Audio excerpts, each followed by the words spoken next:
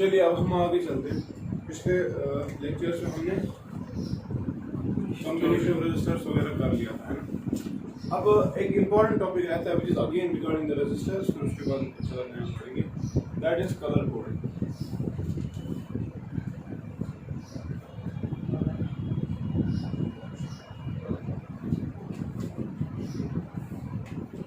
Color coding in case of carbon resistors.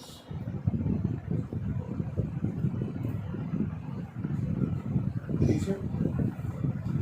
Now, in general हमने ये देखा कि जनरली हमारे पास जब रेजिस्टर्स का value in the on the order of mega ohms होगा, क्या है,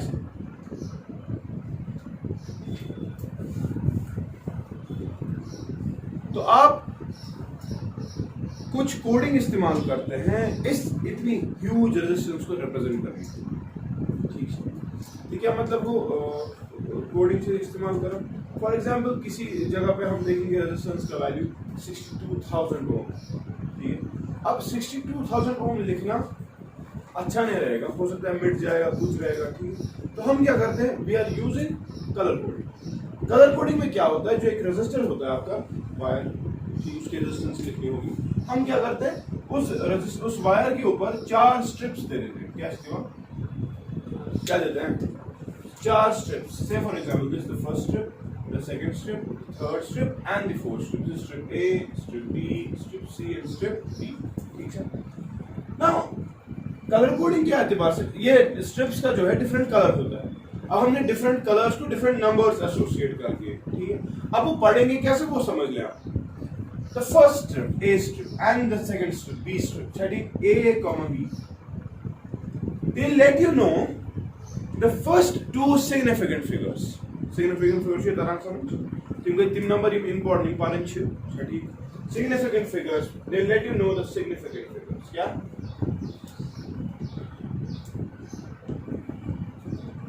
ठीक है, पहले 2 significant figures. Say for example, यहाँ देखो आप, पहला होगा रेड, दूसरा होगा ब्लू, तो दोनों को कुछ नंबर दिया गया है, ठीक है। वो नंबर उनके साथ जो एसोसिएट होगा that will be the first 2 digits of your resistance, ठीक है। फिर जो तीसरा है लेटर सी, जो थर्ड स्ट्रिप, चलिए third strip it let's you know the decimal multiplier. क्या, डेसिमल मल्टीप्लायर। तो क्या मतलब वो डेसिमल मल्टीप्लायर, डेसिमल मल्टीप्लायर का मतलब आप इन दो सिग्निफिकेंट डिजिट्स के बाद कितने जीरोस देने वाले हैं, समझ रहे हो। यानी कि अगर ये for example first 2 significant digit से फॉर एग्जांपल 2 आ गया, फिर आ गया 3, 2 3, अब तीसरा डिजिट क्या बोल रहा है आपको, डेसिमल मल्टीप्लायर। डेसिमल मल्टीप्लायर का मतलब आप 10 को क्या पावर चढ़ाएंगे और वो जाकर इसको मल्टीप्लाई करेंगे। ठीक है, फॉर एग्जांपल ये देखें आप, अगर कहीं पर है डेसिमल मल्टीप्लायर का वैल्यू, फॉर एग्जांपल कोई कलर होगा यहाँ पे, उसका कुछ नंबर एसोसिएट होगा, से फॉर एग्जांपल उसका वैल्यू 3, तो इसका मतलब ये होगा C3 होने का मतलब ये होगा आप 10 रेज़ पर 3 से मल्टीप्लाई कर दें, जो पहले 2 सिग्निफिकेंट डिजिट्स आ गए। समझे तरह, ठीक है। अभी एक एग्जांपल करेंगे फिर समझ आएगा। और उसके बाद जो डी है, D it let's you know the tolerance. क्या होना है, टॉलरेंस। टॉलरेंस क्या हो, प्लस माइनस, जो आपकी रेजिस्टेंस है प्लस माइनस हम कितना कर रहे हैं, ठीक है। अब डिफरेंट कलर्स को डिफरेंट नंबर एसोसिएट है, अब डिफरेंट नंबर्स अब याद रखने चाहिए, ठीक है।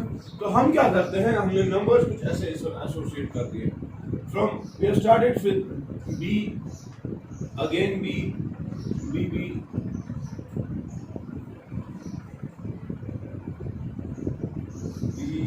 G W, and then gold, silver, necklace. ये देखो, ये इसका पढ़ना कैसे। The first color is shabash, it's black. Then we have brown. Then we have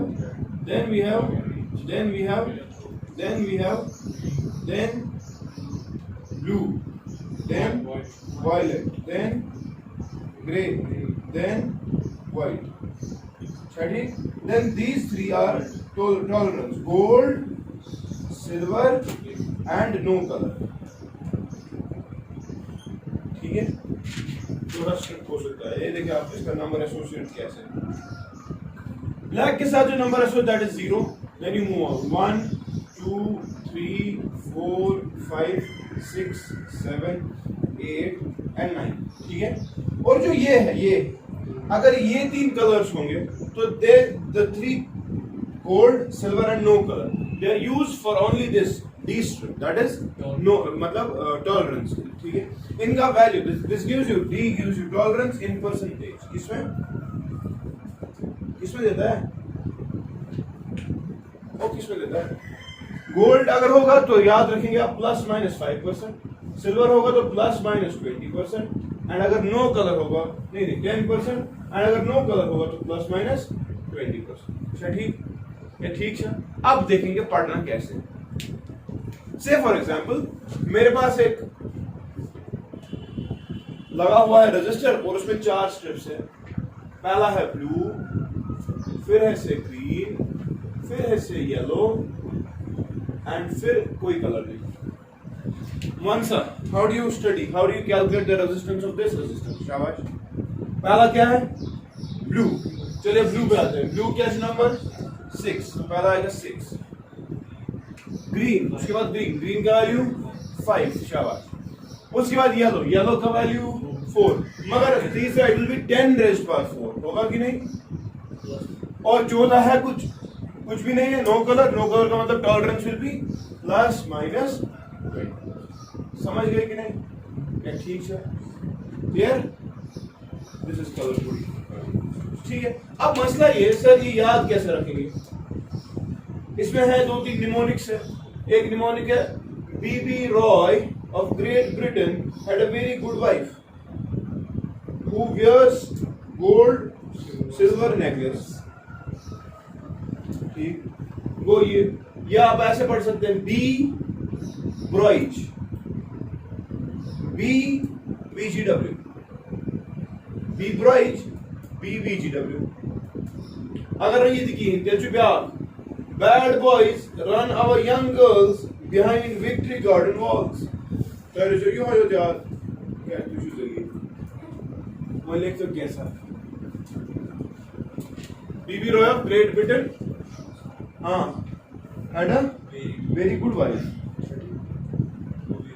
हाँ ना, बात को व्यवस्थित सिद्धम दिमाग से मस्त क्या गोल्ड सिल्वर नेकलेस।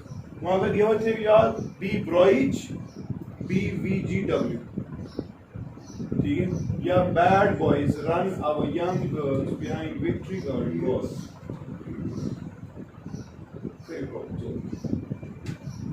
क्वेश्चन है, लिखो पहले।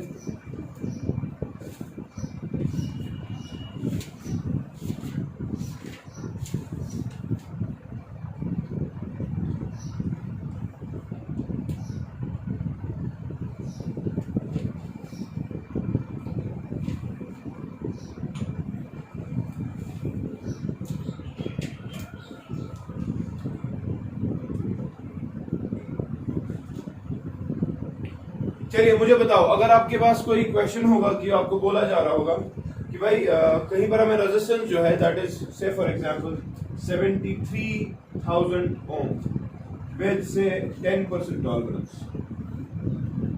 कलर कोडिंग क्या आएगी इसके लिए? 7 के लिए ग्रीन, ग्रे, है ना? 7 के लिए सॉरी 7 के लिए वॉयलेट, 7 के लिए वॉयलेट, हाँ वॉयलेट, 3 के लिए रेड, ऑरेंज, 3 जीरोज है, इट विल बी ऑरेंज, और होगा वो आएगा 10⁻3, और क्या बोल रहा है ±10%, तो टॉलरेंस, तो चौथा कलर सिल्वर का होगा। समझ गए कि नहीं? क्या समझ क्वेश्चन है लिखो। A Wheatstone bridge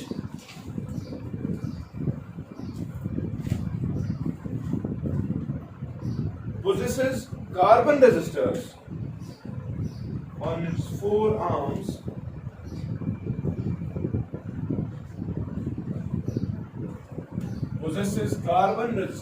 on its 4 arms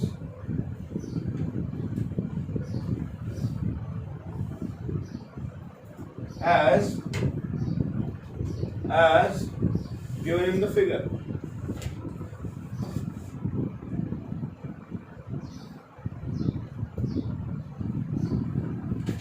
figure बनाई पहले क्वेश्चन लिखो. If the bridge needs to be balanced,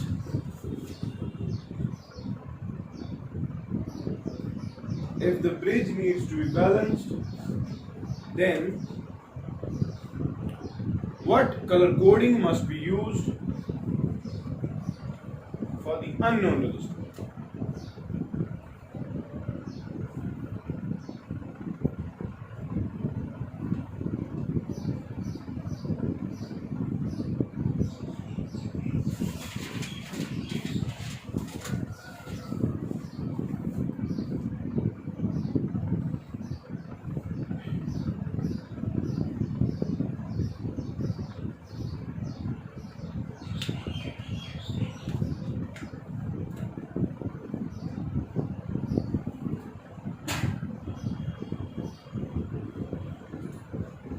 चलो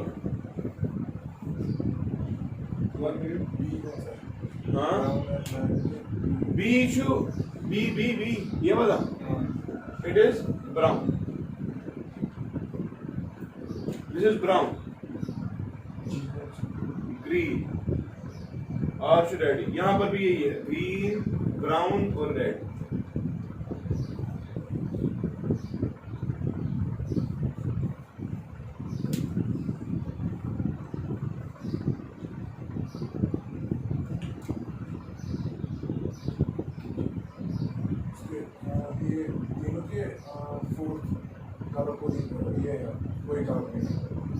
कल हाँ टॉलरेंस के लिए कोई वैल्यू नहीं.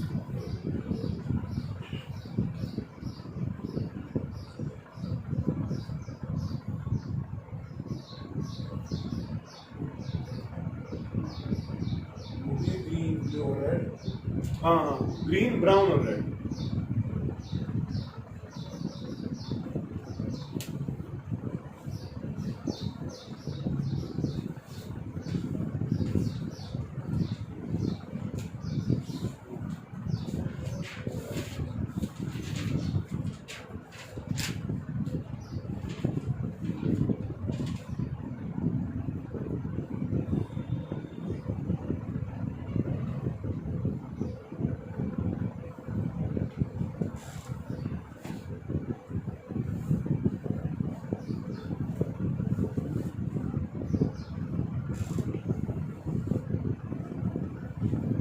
शाबाश.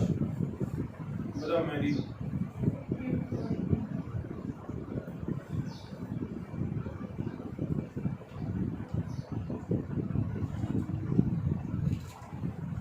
यहाँ पर 11 मिनट रखते हैं.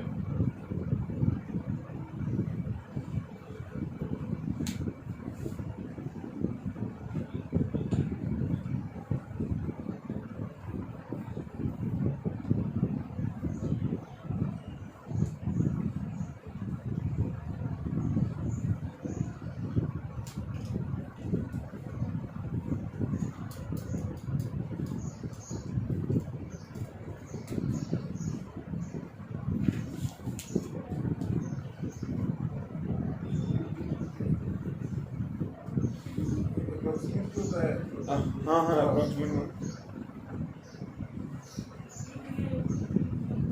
क्या. नीचे वाला जो है वो ग्रे है, ऊपर वाले दो जो है वो ग्रीन है. रेड और येलो. Anyone else? चलो गॉड में आप चीज ब्रिज को बैलेंस करने के लिए क्या कंडीशन है? Ratio of this by this should be equal to this by this. वहां से ये क्या है? Red brown green. रेड मतलब 2, ब्राउन मतलब 1, ग्रीन मतलब 5 into 10⁵ डिवाइड बाय. शाबाश. Grey white blue. Grey white blue is 10⁶ is equal to. शाबाश. Green brown and red. Green का 5, ब्राउन का 1, रेड का डिवाइड बाय x. ये हमें निकालना था. तो बताओ यहाँ से क्या आएगा? 5 हो गए 5 के साथ. यहाँ 1 रहेगा. वो 3 So it will be x will be 51 into say 5 10 into 10 raised by 3 into 89 divided by 21. ये कैलकुलेट करो, बताइए कितना उधर शिवानी 4 आएगा यहाँ पर 614 कितना कितना कितना 216 हाँ 0.14 3 सारा करके 10 raised by 3 ऐसे अच्छा हाँ 216 216.142 216.142 हाँ into 10 raised by 3 into 10 raised by 3. यहाँ देखो समझना, हमें यहाँ 3 सिग्निफिकेंट डिजिट्स है और आता है सारे सिग्निफिकेंट डिजिट्स हैं, लेकिन हमें सिर्फ 2 देता है ना, तो आप क्या करेंगे, convert it into that form. It will B 21.6 into 10 raised by 4 आएगा ना, आएगा कि नहीं? तो 21 के लिए क्या आप इस्तेमाल करने जा रहे हैं? शाबाश. 21.6 विल बी करीब करीब 22, तो 22 लेते हैं. 22 will be red, again red. 10 raised by 4, 10 raised by 4 is yellow, so this will be red with yellow streak. ठीक है, समझ आ गया कि नहीं? ये क्वेश्चन ऑफ पारोस का पारोस जेई में ब्रिजेस बैलेंस करो मगर तुम कलर कोडिंग मुगो पारोस से कलर कोडिंग हेचुन और उसको ही अप्लाई करो वापस. क्लियर है? So this completes carbon resistors as well. Now we are left with actually the heating effect of current, but before that I like to go with the electrical energy. सही? और इंशाल्लाह तो लोग thermal effects of current. वैसे जरा bone थोड़ा पाछे दलील भाई. मैंने आपको कहा कि जनरली अगर हम कंडक्टर्स को देखेंगे तो कंडक्टर्स में इलेक्ट्रॉन जो है वो जनरली पहले भी चल रहे होते हैं. अब जो इलेक्ट्रॉन चल रहे होते हैं, इलेक्ट्रॉन्स रैंडमनेस में होते हैं एंड इफेक्टिवली मैंने कहा कोई भी करंट नहीं होगी.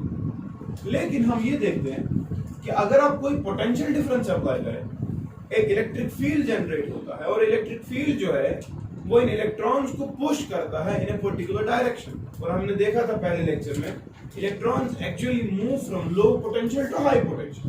अच्छा क्यों? हाँ, लो पोटेंशियल से हाई पोटेंशियल तक जाने में इलेक्ट्रॉन जो है या इलेक्ट्रिक फील्ड जो है ये कुछ काम करेगा. अच्छा जी, करना क्या काम करेगी चेंज इन पोटेंशियल एनर्जी. होगा कि नहीं? हम देखेंगे पहले क्या पोटेंशियल एनर्जी थी, दूसरी जगह पे क्या पोटेंशियल एनर्जी है, इन दो को सबट्रैक्ट करेंगे एंड इफेक्टिवली हम बोलेंगे इस इलेक्ट्रिक फील्ड ने कितना काम किया. ठीक है, लेकिन आपको ये पता होनी चाहिए काम किसके खिलाफ हो रहा है. शाबाश. जो कोलिजन्स कंटिन्यूअसली होने वाले थे, जो कोलिजन्स की वजह से हीट जनरेट हो रही थी, collisions lead to formation of heat generation. पढ़ा है कंडक्टर में तो क्या है, क्योंकि कंटिन्यूअसली जो आपका इलेक्ट्रिक फील्ड आपके रेजिस्टेंस के खिलाफ, रेजिस्टेंस हमने कहा था एक वेल होता है, उसमें जब जा जाता है आपका इलेक्ट्रॉन, क्या क्लासिकल कांसेप्ट ये समझते हैं. या अगर कोई तिथ्युन करा समझते हैं कि समय सिंपली कोलिजन से कंटिन्यूअसली करना होती है रेस्ट ऑफ द इलेक्ट्रॉन्स का साथ आयन कोलिजन्स की वजह से हीट जनरेट होती है. So electric field is doing work against that, against those collisions. Now this work gets converted into heat. चक्कर से क्यों इलेक्ट्रिक फील्ड चुकाने क्यों मगर और से एम बदल हीट गसन एनर्जी में किस खत्म गसन. सो एनर्जी गई कोट तमे एनर्जी से poke promote so that convert into heat.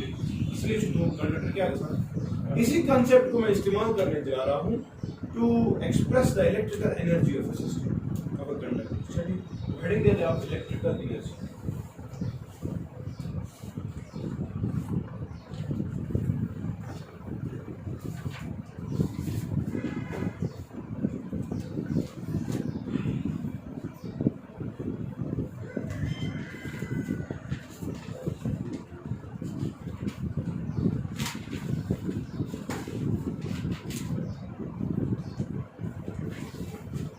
यहां देखें आप,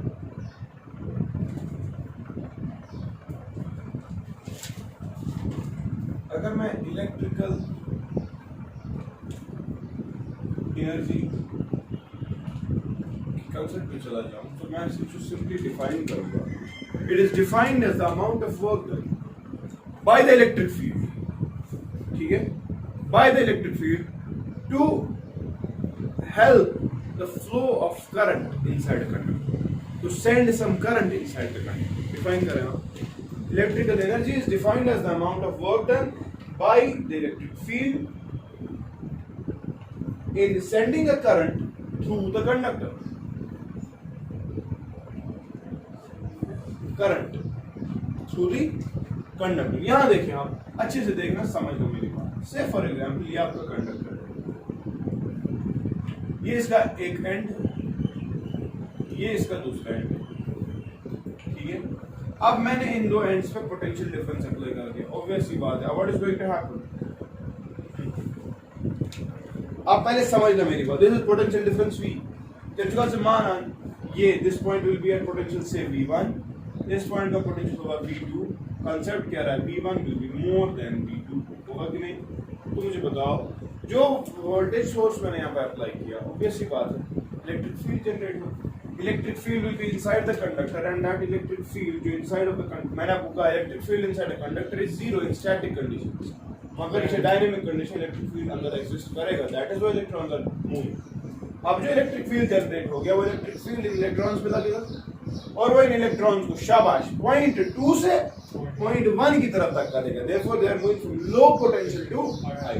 और पूछा, अगर मैं मानी कहा what was the potential energy of the electron at point 2, what was the potential energy, potential energy at point 2 one सब का सम बराबर it is equal to charge multiplied by potential at that point. Electrostatics पढ़ा है हमने, potential energy किसी भी system की निकालनी हो, चार्ज मल्टीप्लाइड बाय पोटेंशियल, उस पॉइंट पे क्या था पढ़ा है हमने कि नहीं? या what is potential energy, is nothing but work, work का सम बराबर Q into डेल्टा V। अब यहाँ पर पोटेंशियल क्या है, V2 multiplied by charge, charge का इलेक्ट्रॉनिक चार्ज, तो इसका समान है U2 will be minus E into V2, होगा कि नहीं? होगा कि नहीं? तो मुझे बताओ, इसे बड़ा कर book 1, what is the potential energy at point 1, शाबाश, it is equal to minus E into V1। It shows कितना। अब जो आपका इलेक्ट्रॉन है, इस इलेक्ट्रॉन की मोशन जो है, it is from low potential to high potential, it shows कितना। तो इसमें मंत्र आकर ये समझो, इस चीज को समझ लो। What will be the change in potential energy then? Change ऐसा बराबर U final minus U initial, सो कथा सच बराबर थे, शाबाश। नहीं, फाइनल से 1, इनिशियल से 2, तो चाहिए U1 minus U2, वो है कि नहीं? मैं अब डेल्टा U नहीं लिख रहा हूं, मैं लिखूंगा DU, डिफरेंशियल चेंज, ठीक है? क्यों? क्योंकि ये बड़ा तेज हो रहा होता है, क्या? तो मुझे बताओ, U1 किसके बराबर है, माइनस EV1 माइनस EV, वो यही आएगा ना, आएगा कि नहीं? चला तेरे में निकल नहीं बराबर, विच इम्प्लाइज ये माइनस EV1 प्लस EV2 आएगा ना। तो अच्छे से समझ रहे मैं क्या कर रहा हूं, मैं E बाहर निकाल रहा हूं, ठीक है? मैं V1 माइनस V2 लिख रहा हूँ और ये बाहर माइनस लिख रहा हूँ, तो इसमें इशू कुछ माइनस EV1 माइनस में को प्लस प्लस EV2, ये आ गया, समझ रहे? कौन सा पोटेंशियल ज्यादा है, V1, जैसे ये टर्म पॉजिटिव, मगर ओवरऑल DU क्या है, लेस देन 0। कोई चीज जब लेस देन 0 होगी, that is one of final value should come, है ना?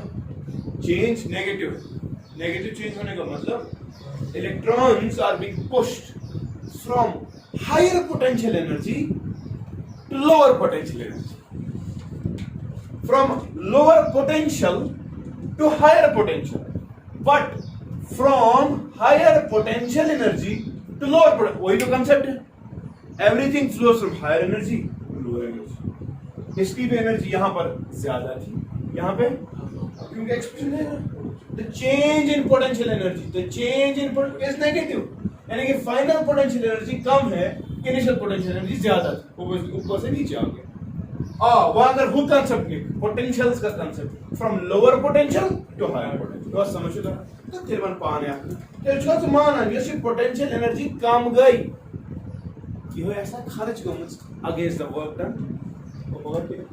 मैं माना आपका ये तो पोटेंशियल एनर्जी है, ठीक है, पोटेंशियल एनर्जी का चेंज नेगेटिव है वो हम समझ लें, and change in potential energy मैं इसको ऐसे लिख सकता हूं, change in potential energy it is equal to minus E, actually V v1 minus v2 तो v है, ठीक। मुझे बताओ what about the change in the kinetic energy of the electron, जब इलेक्ट्रॉन पॉइंट नंबर 2 से पॉइंट नंबर 1 की तरफ गए, is there any change in the kinetic energy?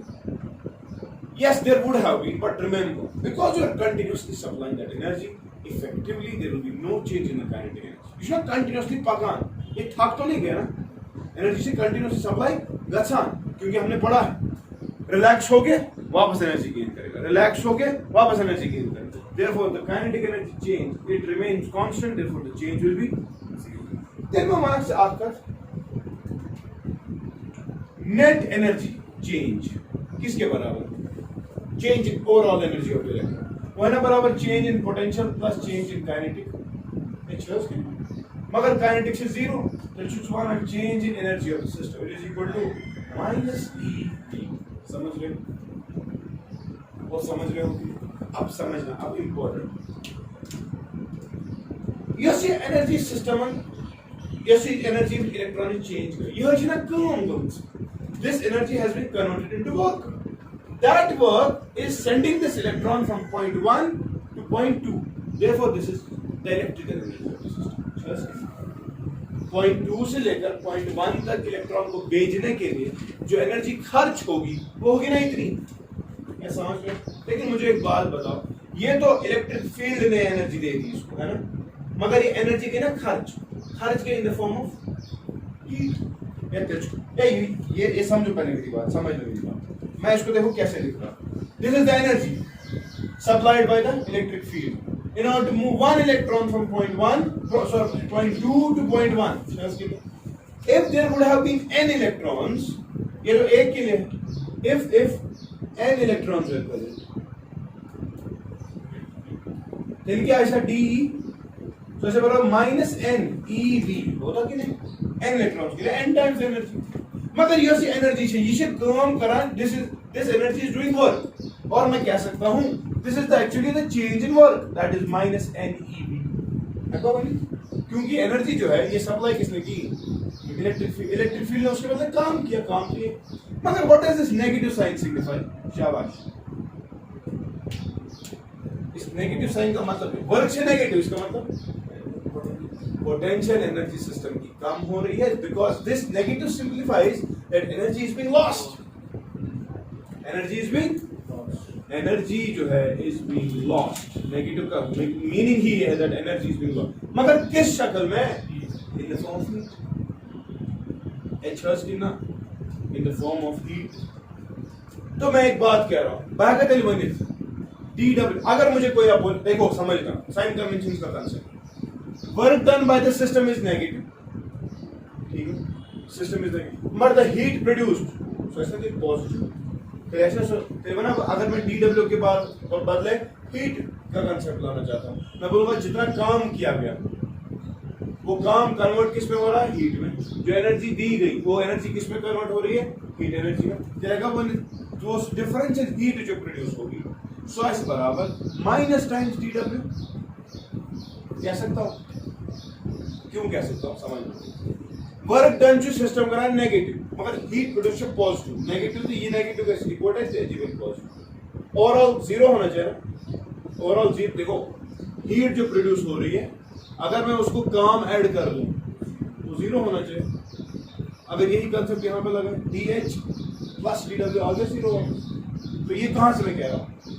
क्योंकि एनर्जी से ना कंजर्व, जितना एनर्जी आपने आपके इलेक्ट्रिक फील्ड ने दिया उतनी ही हीट में प्रोड्यूस हो रहा है, लेकिन हीट प्रोड्यूस हो रही है बाहर की तरफ। It is heat is being lost is incorporating that negative sign in its within itself.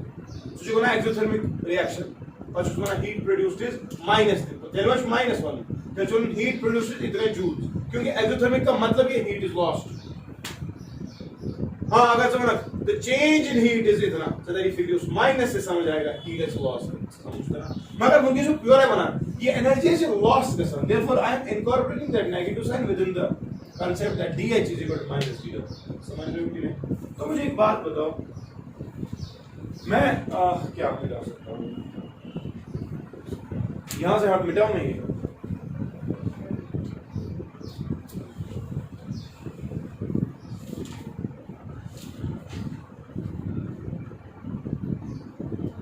यहां देख ले आप DH, ओके, विच इंप्लाइज देखा कब लिखे थे DH जो है it is equal to minus DW के बदले में लिखूं डायरेक्टली NEV, हाँ NEV, ठीक है।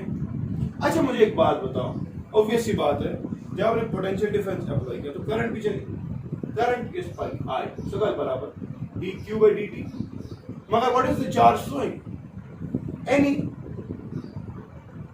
इतना ही तो फ्लो करा है, N into E, इतना ही चार्ज करा है ना फ्लो, डिवाइड बाय dt, ये हो जाए I तो जो माना E का है बराबर I dt अपॉन, समझ रहे हो, ठीक है।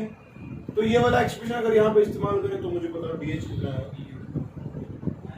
शाबाश, हाँ N, हाँ E के बदले I dt upon N into V, this is the potential difference between them, शाबाश, once N and N will go, which implies शाबाश DH किसके बराबर आएगा IV dt, समझ रहे हो, चल चुका माना ये गई डिफरेंशियल हीट, मगर कंटिन्यूअसली इससे कुछ ये हो गया वो small amount of time dt में Ne इलेक्ट्रॉन जब चले तो TH हीट प्रोड्यूस होगी, तो मुझे बताओ ओवरऑल हीट प्रोड्यूस करने के लिए क्या करना पड़ेगा, इंटीग्रेट कर देंगे, integrate DH with respect to IV dt, integrate this expression overall time के लिए, ठीक है।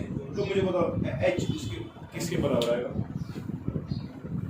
शाबाश ई ना, H कितना आएगा IV T, ई ना,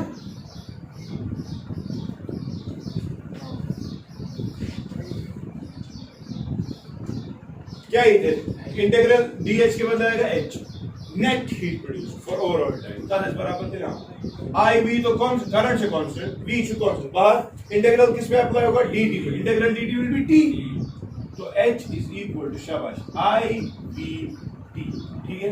मगर समझ परेशान से आप क्या करो सी तो ये पता चल रहा V is equal to IR ohms law, अगर है कोई अप्लाई करें which implies H is equal, हां I square और शाबाश क्या आ गया I square R, what is this, this is क्या कहना है जो ओवरऑल टाइम, टोटल हीट को टोटल टाइम, स्मॉल हीट को स्मॉल डिफरेंशियल टाइम, ठीक है। अच्छा ये देखो, सो एक्चुअली जब भी सिस्टम काम कर रहा होता है एनर्जी रिलीज हो रही होती है, खर्च हो रही होती है अगेंस्ट द कोलिजन्स, एंड वो एनर्जी कन्वर्ट हो रही होती है किसमें, इनटू हीट, समझ गए, and that heat is given by I square R T, ठीक है। मुझे वहां को ये थे कांसेप्ट पढ़े,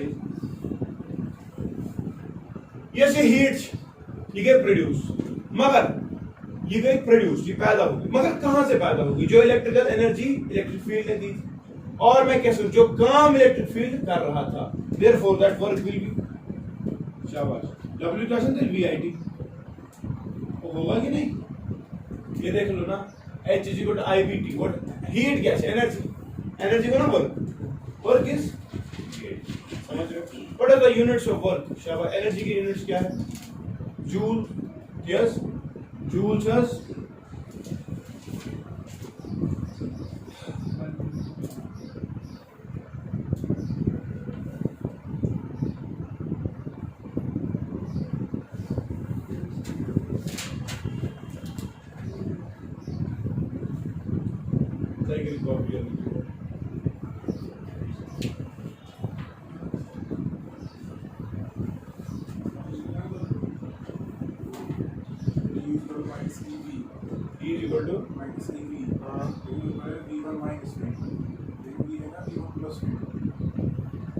No, V issue V1 minus V2. What is V क्या potential difference between the two? V1 minus V2 वही तो आपने अप्लाई किया है।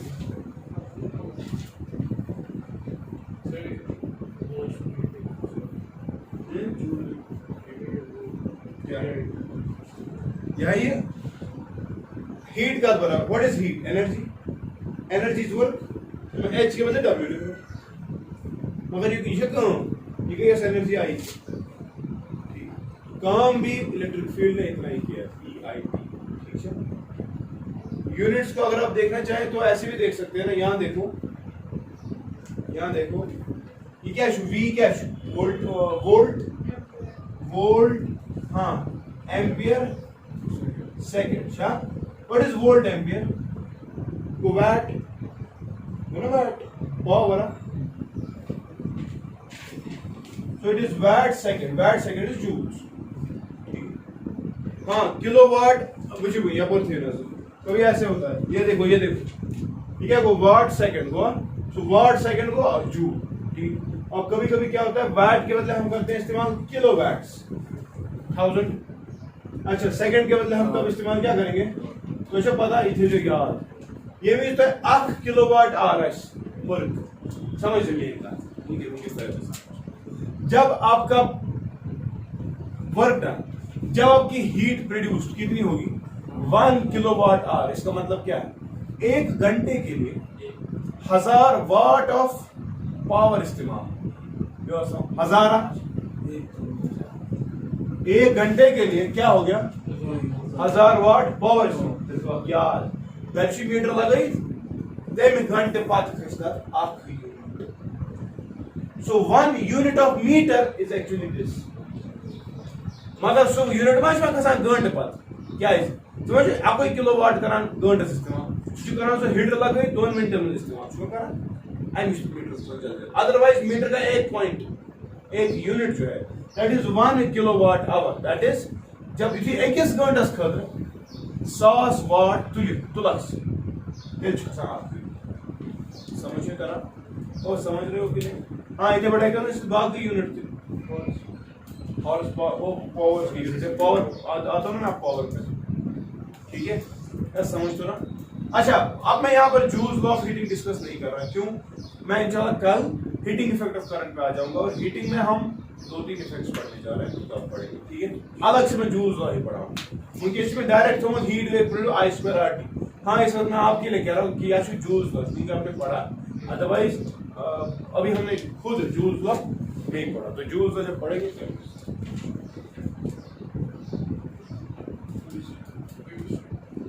क्या यार बताओ ना, पावर है, ये क्या हो गया, एक्सप्रेशन खत्म हो गया, क्या कर,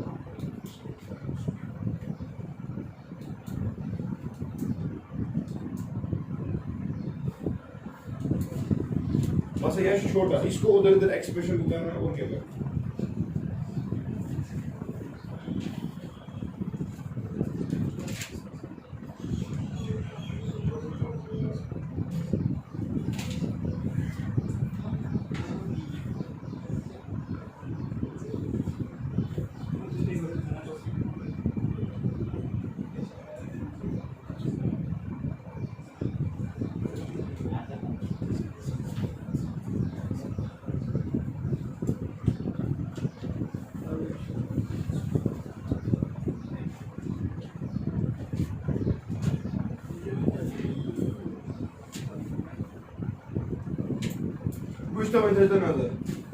Now, how do you define electrical power? Shabash.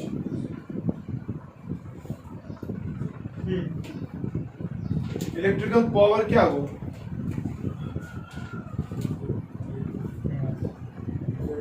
It is simply the rate of work done, or it is simply the rate of consumption of absorption of energy. So, power may be defined as work done per unit time. ठीक है कि नहीं? ठीक है, अब work तो हमने अभी बताया कितना, work is energy, and energy कितनी आ रही थी, VIT, जल्दी से माना that will be equal to VIT upon T, होगा कि नहीं, TNT will go, it will be VI, V go volt unit, current से ampere unit, what is volt ampere, it is watt, ठीक है, तो तेरे पावर का 1 वाट, जब 1 वोल्ट ऑफ पोटेंशियल डिफरेंस आपके सर्किट में 1 एम्पियर ऑफ करंट लगा दे, समझ रहा, पावर क्या है, हाँ, कभी कभी जो है वाट, चूंकि छोटा यूनिट है, हम वी आर यूजिंग किलोवाट, ठीक है, 1 किलोवाट को देखो 1000 वाट, ठीक है, अभी हमने देखा। अच्छा, कभी कभी ये भी इस्तेमाल नहीं होता, what we are using 1 horse power, HP, Remember, it is 746 watts. Arc horsepower. छठी या ठीक है मुझे पावर मतलब क्या है तो आपको समझ तो जो इसमें लंप एचएस अब बड़ा होता है कुछ मुझे के अनुसार रेटिंग देखिए उसमें लिखा होता है से फॉर एग्जांपल 40 वाट्स 220 वोल्ट देखो देखो मगर मकसद this is called as rated volt power and this is called as rated voltage क्या रेटेड इस आप लिखित समझ में का एवं मतलब गो 40 वाट पावर ठीक मगर कर ये जात वुह दित पोटेंशियल डिफरेंस तेल 40 वाट कंज्यूम कर जात वोल्ट एक्चुअल पावर जो इस्तेमाल हो रहा होगा जो कंज्यूम हो जो डिसिपेट हो रहा होगा वो बहुत कम होगा as compare to 40 watts. Why? Because the potential difference that is required for 40 watt consumption dissipation is 220 volts.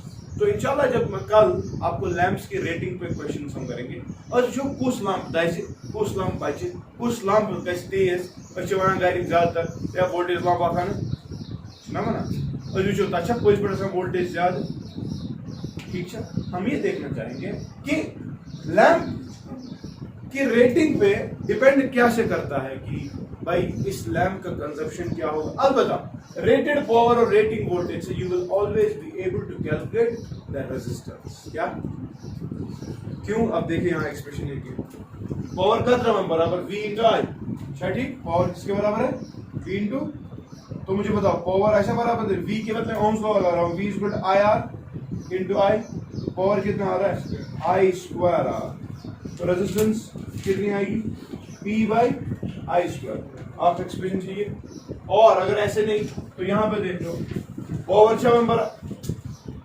Power किसके बराबर है V इंटू आई V ऐसे रखते हैं आई के बदले में लिखूं V बाई आर लिख सकता हूं विच इंप्लाइज पावर कितना आएगा V स्क्वायर बाई आर समझ रहे हो resistance which implies resistance it is P by V square by P. So, if you have the rated voltage, you have the rated power, you will calculate the actual resistance of the device. Resistance से हमेशा तीसरी offer का साथ चाहे 5 voltage कम दे या ज्यादा दे या समझो तरह मंदिर या लंपस क्या है रेजिस्टेंस हाँ it will be V square 220 square divided by समझ गए कि नहीं मगर चाहे आपने 220 वोल्ट दिया चाहे आपने 200 दिया चाहे आपने 180 दिया रेजिस्टेंस हमेशा इसकी क्या होगी सेम कितनी समझो जरा ठीक है कि नहीं तो इंशाल्लाह कल हम लैंप्स पावर कंजप्शन सीरीज में हम लगाएंगे सेल्स को सेल्स नहीं बल्ब्स को हम सीरीज में लगाएंगे फिर पैरेलल में लगाएंगे तो जनरल एक्सप्रेशन क्या है ठीक है आई स्टॉप